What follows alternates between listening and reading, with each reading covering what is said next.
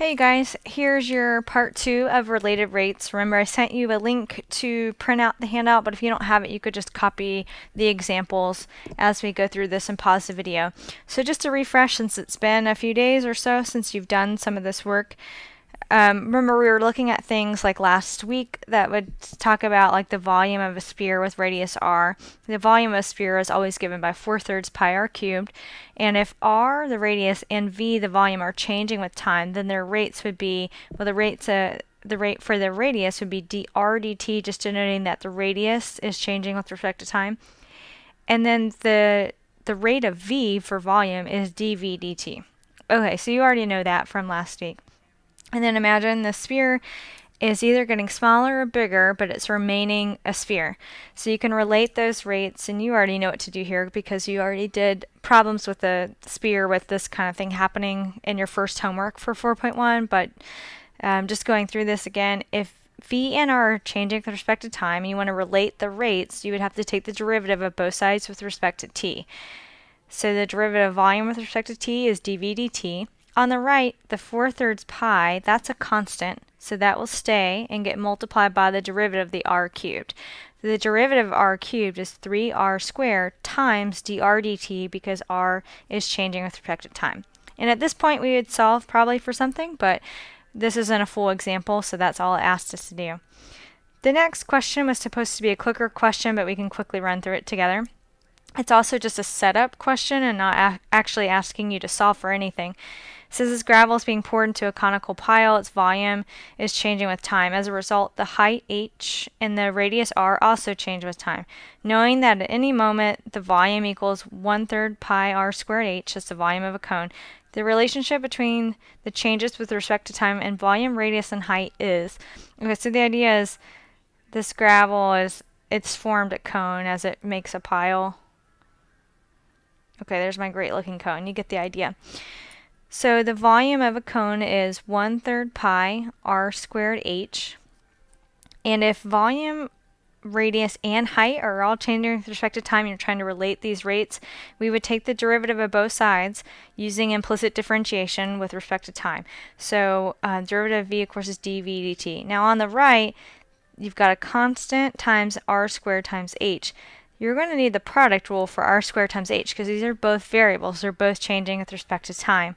So the derivative of the right-hand side, the constant, well, you can either group it with the r squared or leave it out in front and it gets multiplied completely by the derivative of r squared h. Doesn't matter. I'll just group it in with the r squared, so it'll be like the constant in front of the r part.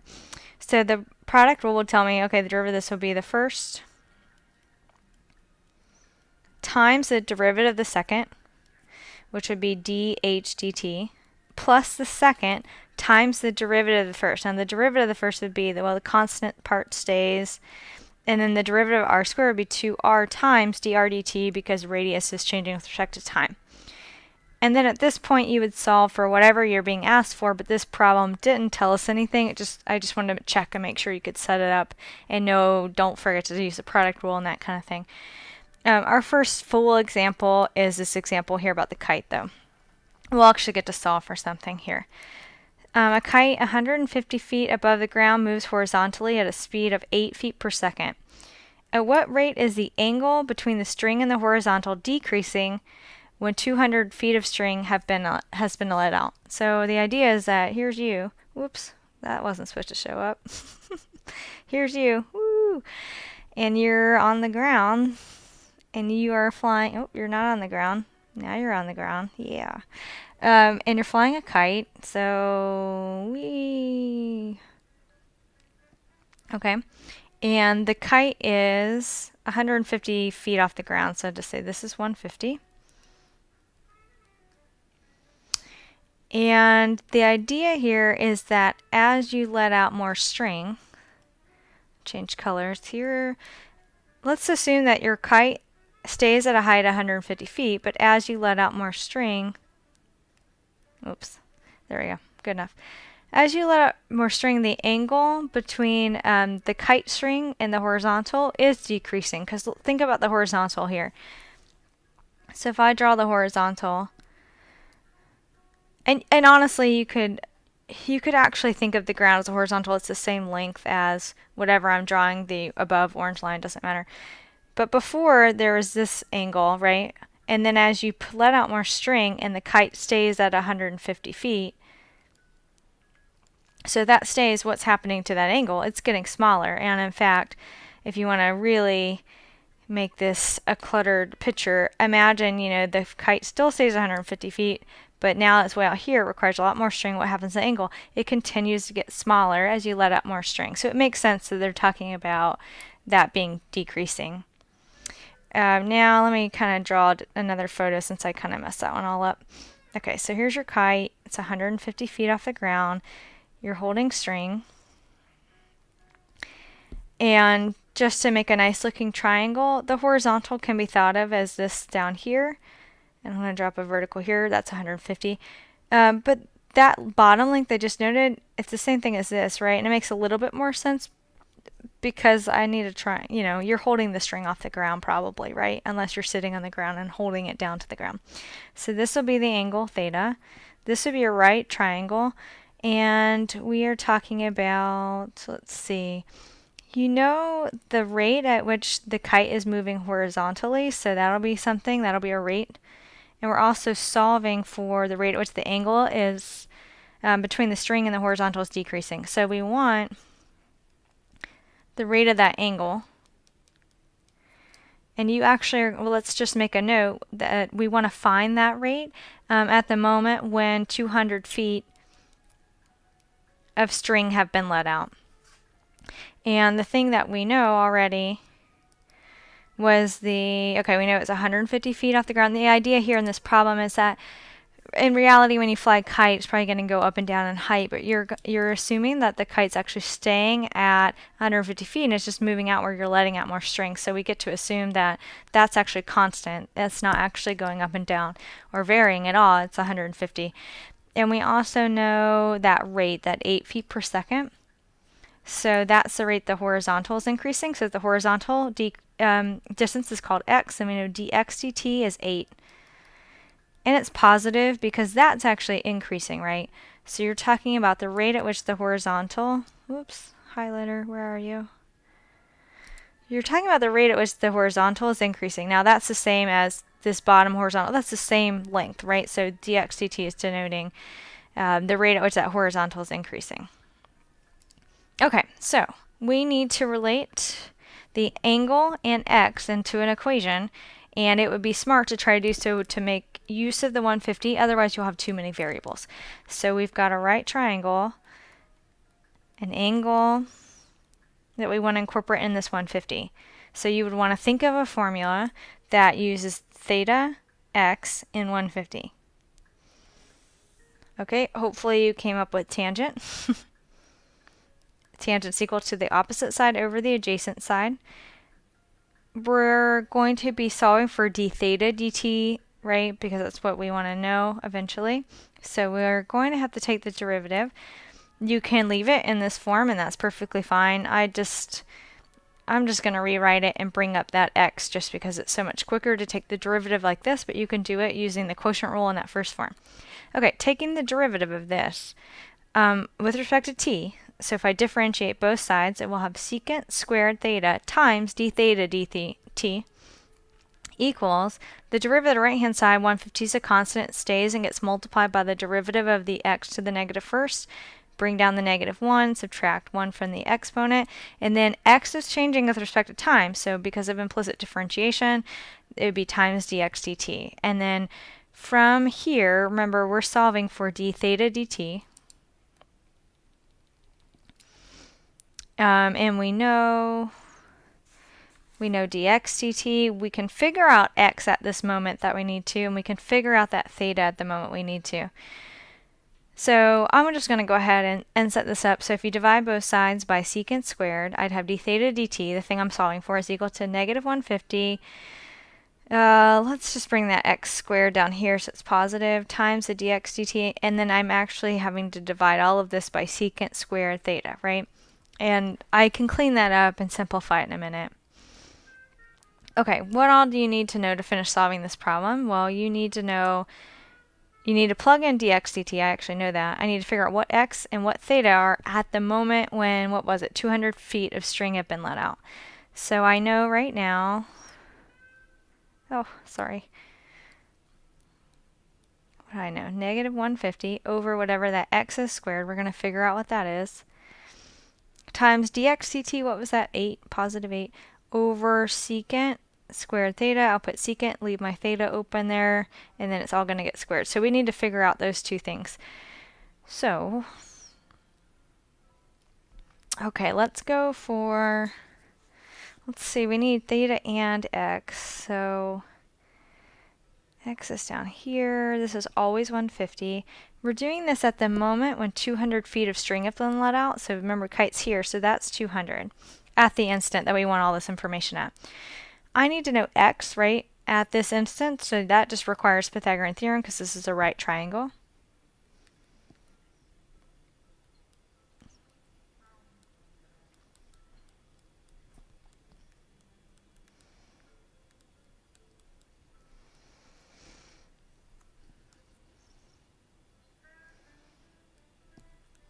That should be 17,500, and then so x is equal to the positive square root of that.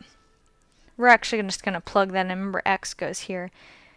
That's about to get squared so that you could just put 17,500, but I already put the squared out there. Okay, I got x. Now I need theta. So theta at this instant, well, I have all the information on the triangle that I really need. So I could use, you actually know what x is, but since that's kind of ugly, I'm going to take advantage of the 150 and 200 side to find it, but you could do it whichever way you want. So that would be opposite and hypotenuse. So I know sine of theta is equal to opposite over hypotenuse. And I actually want, let me go ahead and simplify that. That means sine of theta is equal to, that would be 3/4. So what is theta? Well, you'd have to take sine inverse of both sides, and you would get theta is equal to sine inverse of 3/4. And that is around 0.84806. So let me check that though. Oops, that's not what I want. Where's that calculator? There we go. All right, turn on. Hey, why isn't it turning on? Oh gosh, there we go. All right, let me check that I'm in radian mode. Perfect. I want to do what? Sine inverse. Isn't this calculator cool? My brother's friend made this little, you can see that he just like had to cut it out. Anyways, 3/4. Yep, okay, cool. So I'm going to put in, it's about 0.84. I want to put the exact value in here right now though. You could put the approximate already. Okay, so when I cranked out this number, let's see.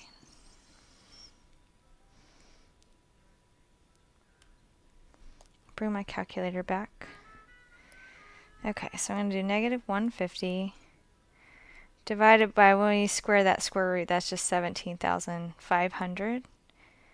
Then that number is going to get multiplied by 8, and that's actually the numerator, right? And that needs to get divided by that denominator. So divide that by secant is 1 over cosine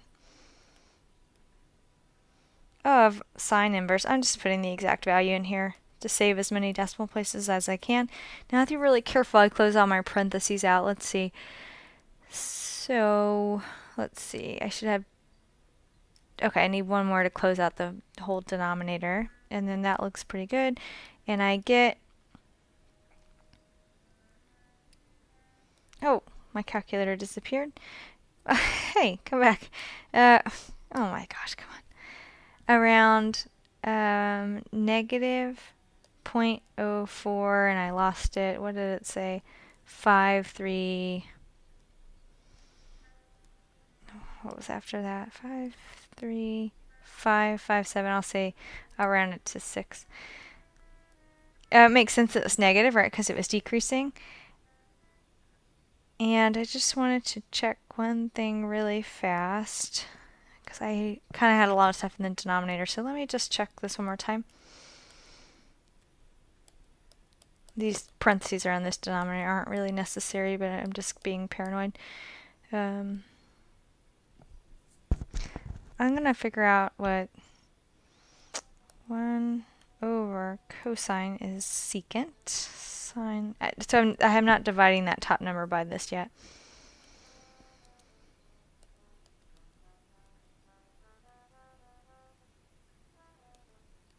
Okay, so the negative 0.008.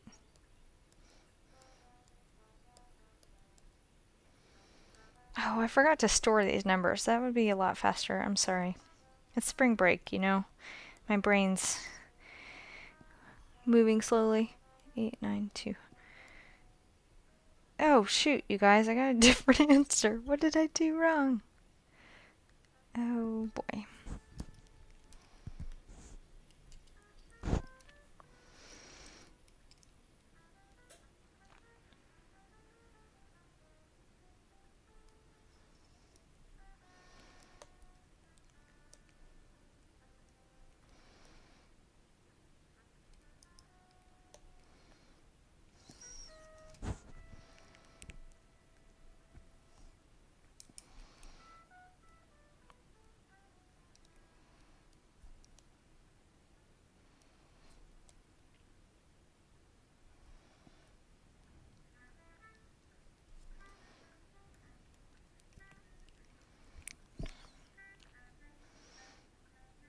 Okay, so plugging all this in, what did I have? 17,500. Square root of that. Squared cancels the square root.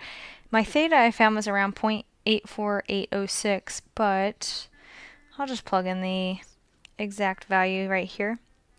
Okay, let's see what answer we get. Oops, sorry.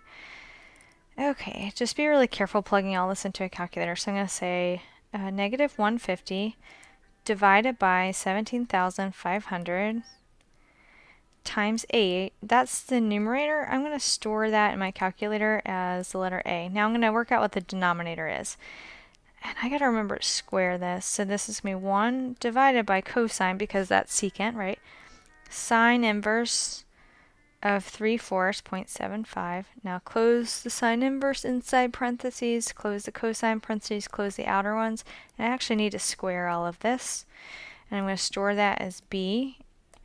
So in my calculator, sorry, I've stored this numerator value as A and the denominator value as B, and I'm going to actually divide them and see what I get, and that should be my final answer.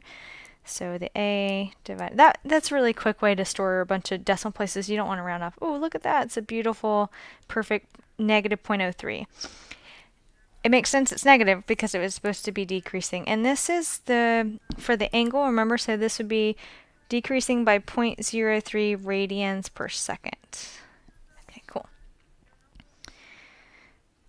Okay, moving on to the next one, and I know it's kind of hard to hang with me while I'm just talking and you aren't in class, so let me give you a little break. Let's see if my little thing can show up. Hey, why didn't it? Oh, there we go. Okay, so I drew you a little guy. Hopefully you're having a great spring break. If you're watching this video over your spring break. Hi, okay. Okay, that was your break. Back to the math. This was going to be a clicker question. So an observer 300 meters from the launch pad of a rocket watches it ascend vertically at 60 meters per second. Find the rate of change of the distance between the rocket and the observer when the rocket is 400 meters high. The clicker part of this, I was going to have you set this up. So you're the observer, you're here. And you're 300 meters from the launch pad for a rocket. And the rocket's going up in the sky. That looks like a bug. That's a rocket, can't you tell? It's going straight up. Okay, you want to find the rate of change to the distance between you and the rocket. Yep. So that would be this. And you're not going to move. You're going to stay there. The launch pad's not moving. The rocket's going straight up. So this bottom distance is actually always constant at 300 meters. So you can lock in that 300. That's not going to change. Now, the height of the rocket does change with time. Of course, it's going up. The distance between you and the rocket is changing too. So I need a variable for that. what do we know? You know you're 300 meters from the launch pad, and you know the rate at which it's ascending vertically. So that would be, in how I've labeled, that would be my dx dt, because I labeled this, that variable over there to be x. So dx dt is equal to 60 meters per second, and that's positive, of course, because it's getting larger, that distance. And you want to find the distance between you and the rocket, how that rate is changing. So you want to find dy dt, and you want to do this at the instant when the rocket is 400 meters high. So when x is 400 meters. Now don't plug in 400 because the rocket's ascending, so it's not always 400. Now, what formula could you come up with that relate y, x, and you could make use of the 300? Okay, hopefully you're thinking Pythagorean theorem, because you can assume this is a right triangle because that's going straight up and that's a straight horizontal that meets at a 90-degree angle. And then you're ready to relate the rates, so take the derivative. So derivative of 300 squared, that's a constant, that would be 0. The derivative of x squared is 2x times dx dt equals 2y times dy dt. And I am solving for this one. Oh, why do I always hit that? Sorry, this one. I know, oops, jeez. Oh goodness, my screen's going crazy. I know dx dt. I can figure out what x and y are at this instant, so I pretty much have everything I need. Let's jump over here with our work. We're solving for this stuff when you can go ahead and solve for dy dt and then plug stuff in. I already started plugging stuff in, so I'll go ahead and keep going this route, but either way. I need the y at the instant when x is 400, so I'll figure that out, and then I'm actually solving for dy dt, so I don't have anything to plug in there. Now I need that y. So what is y? Hey, there's the guy again.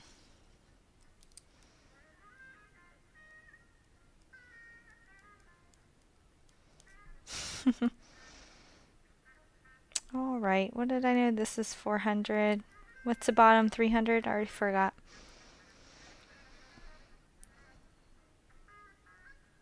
Oh, that's not, sorry, you're talking about the rocket being 400. It's not that. You need, that's what y is, sorry. And this is 300. So, well, that's a 3, 4, 5. So to use Pythagorean theorem, you should get 500 here. Okay, so y at this instance, 500. So that means, I'm sorry, when I record the screen, this is a really jumpy thing. I apologize, this video is going to be kind of crazy. So to solve for dy dt, I just need to divide both sides by 2 times 500. So divide both sides by 1,000. And that's it. This is a really easy one. And on the left, let's see, that comes out to be 48, I believe. And that would be meters per second, right? Let's just check the numbers here.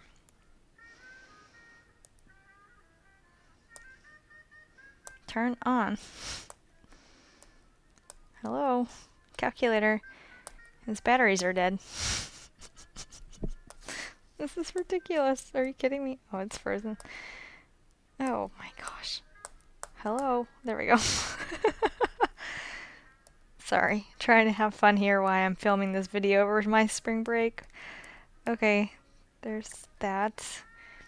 Okay, divide that by 1,000. Oh yeah, that's 48. Nice. Okay. Yay. Okay, that one's done.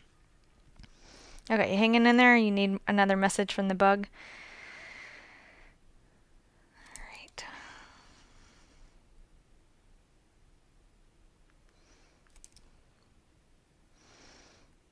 I don't know what the bug's telling you now.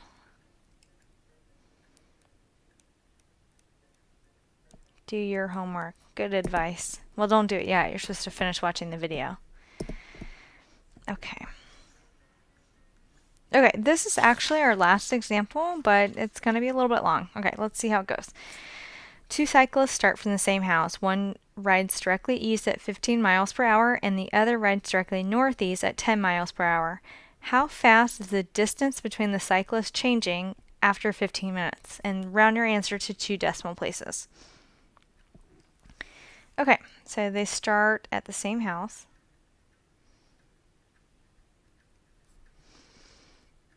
One rides directly east. Okay, that guy's going this way. Here's my bike.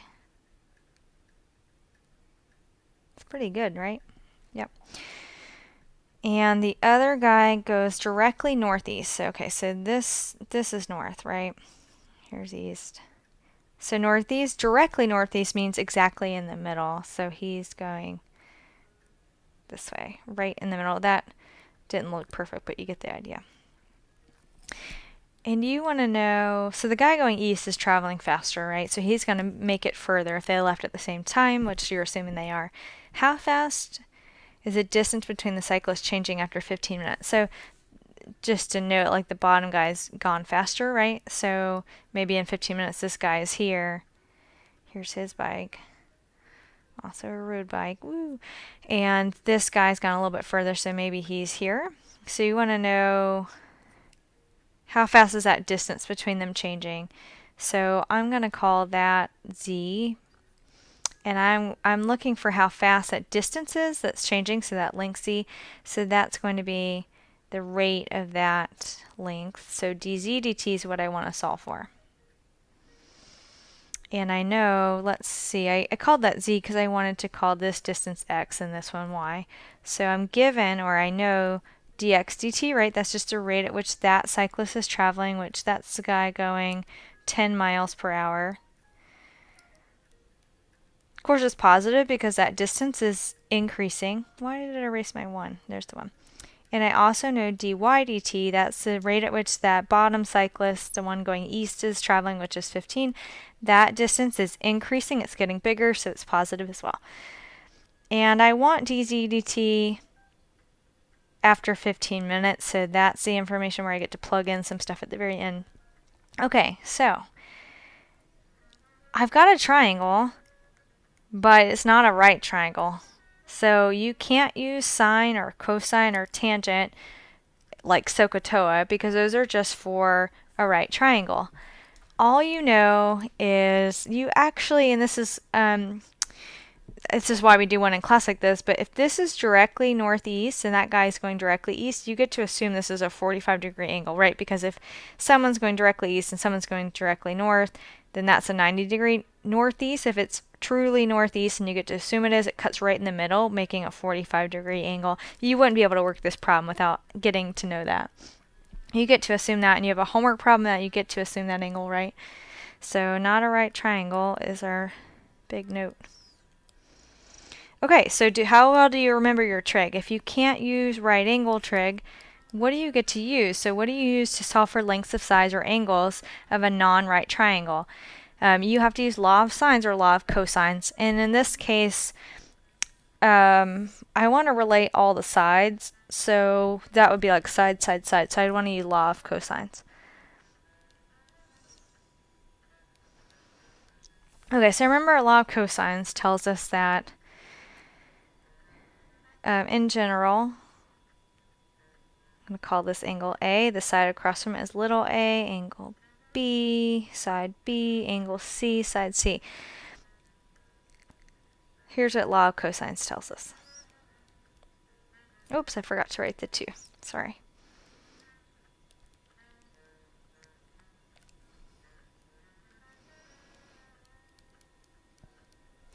So law of cosines just tells you that one of the sides, and I used A here, that side squared is equal to all this other stuff. So the other side, one of the other sides squared plus the other remaining side squared minus 2 times BC, these two sides right here that are listed, times cosine of angle A, the angle opposite to that side. So another way to write this is you could write it, there's three formulas because you get the pattern hopefully by now. Okay, there's the other one, or of course you could write it in terms of angle C. Okay, in this case I want to use the 45-degree angle, so that means that this is going to be set up as z squared equals and then all that other stuff. So it's going to be z squared equals the other two sides squared and added together minus 2 times the product of those sides times cosine of the angle opposite to side z, which is 45 degrees. Okay, cosine of 45 degrees is square root of 2 over 2, so I could plug that in before I even do anything.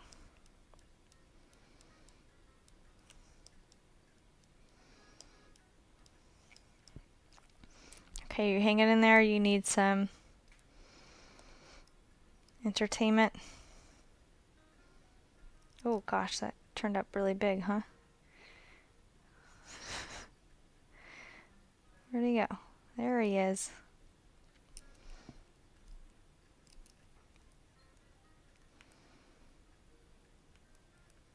I love law of cosines. Okay, back to it. So we've got this set up.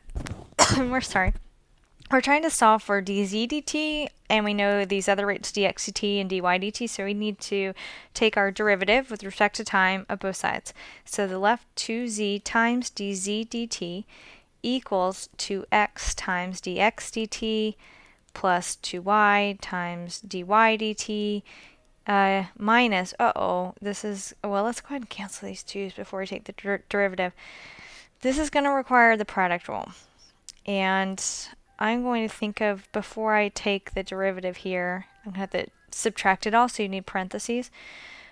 It would be smart if I would have rewritten this. I'm going to do it now, but I'm just going to rewrite this line before I'd taken the derivative.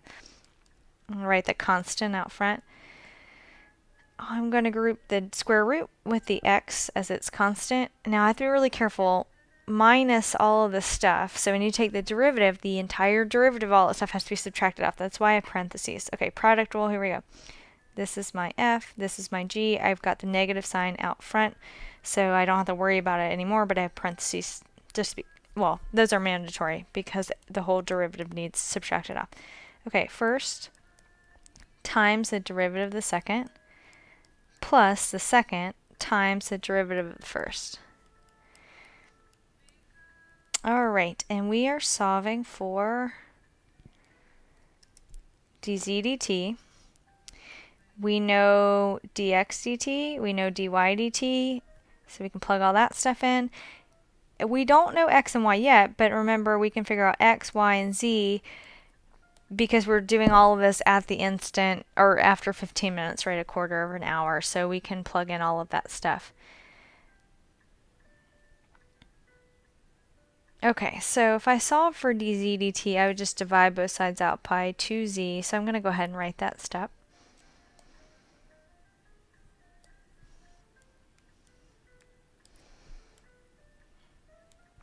Okay, so dz dt is equal to all of this stuff, but I got to figure out a bunch of it, plug stuff in.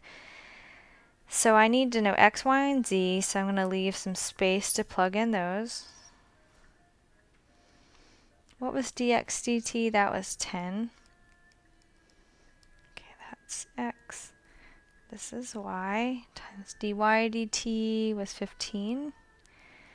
Then minus parentheses square root of 2 times whatever x is times dy dt was dy dt 15 plus the y times square root of 2 times the dx dt, which is 10, and this is all over 2 times z. So we need to figure out x, y, and z, stick it in here, and get a number round to 2 decimal places. Okay, so remember, we had this non-right triangle, 45-degree angle, and this was x, z, and y. Now, remember, we're doing this at the instant, or after 15 minutes, which is a quarter of an hour. So can you figure out what these lengths would be? Well, if the guy traveling northeast, so the guy traveling along this path that's labeled length x, if that guy is traveling at 10 miles per hour, then he would have traveled after a quarter hour, this guy would have traveled, well, he's traveling 10 miles per hour, so 10 fourths, which is equal to 5 halves, right? And we're talking about miles. And then the y, that guy's traveling, what, 15 miles per hour, so that would be 15 times a quarter hour, so 15 force miles. And I still have to figure out z, and unfortunately you're going to have to use a lot of cosines to get that. Remember, you can't use Pythagorean theorem, it's not a right triangle. Let me go ahead and plug in my x that I found. And then my y I found, 15 fourths.